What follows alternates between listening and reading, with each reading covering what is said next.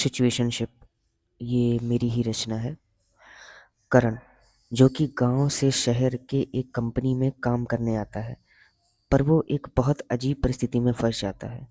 वो और उसकी बॉस प्राची दोनों सिचुएशनशिप में रहने लगते हैं, पर उसकी बॉस को करण से प्यार हो जाता है, लेकिन करण प्यार के लिए तैयार नहीं था। उसका बचपन गरीबी में बीता था। उसने गरीबी के चलते अपनी माँ को खोया था, पर वो अब सिर्फ अपने करियर पे फोकस करना चाहता था।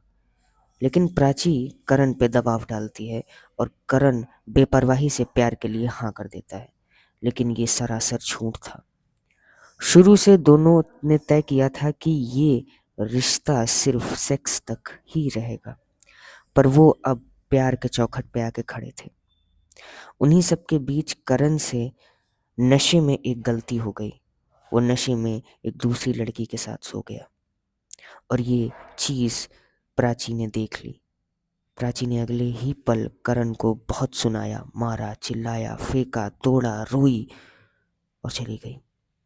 अगले दिन करण प्राची से मिलने की कोशिश किया, वो नहीं मिली। बहुत दिन बीत गए, प्राची ऑफिस नहीं आई। ये बात करण को खटकी। वो उसके घर गया। पता चला प्राची अपने होम टाउन चली गई। करण उसके होम टाउन गया।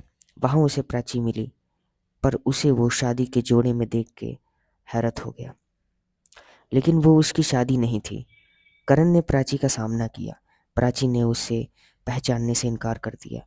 करण ने बहुत बवाल किया, कुछ काम नहीं आया। प्राची के भाइयों ने करण को मारते हुए स्टेशन पर फेंक दिया। जब करण बेहोशी से उठा, वो वापस प्राची के घर गया। घायल हालात में उसने तेज आवाज में बोला, मेरे सामने आओ प्राची, तुम्हें उन सारी रातों की कसम जो हमने साथ बिताई। प्राची आई, पर उसने करण के साथ आने से मना कर दिया। करण ने धमकी दी कि वो अपने आप को जला लेगा। प्राची ने कहा, अगर तुम अपने शरीर का 40% से भी कम जला लेते हो, मैं वापस आ जाऊंगी। करण वापस अपने ऑफिस आ गया। वो रोज ऑफिस जाता, फिर घर जाता। घर में वो अपने शरीर को जलाता और फिर ऑफिस जाता, फिर आता, फिर जलाता, फिर ऑफिस जाता, फिर आता, फिर जलाता, फिर ऑफिस जाता। ये प्रक्रिया 6 महीनों तक चली। उसके शरीर से चमड़ियां निकलने लगी थी, गलने लगी थी। शरीर शुष्क और काला पड़ गया था। एक दिन वो अपने शरीर को जलाते हुए ही बेहोश हो गया। उसे हॉस्पिटलाइज किया गया। कुछ दिन बीत गए। प्राची को एक फोन आया कि करण अपने शरीर का 70% जला लिया है। वो टूट गई।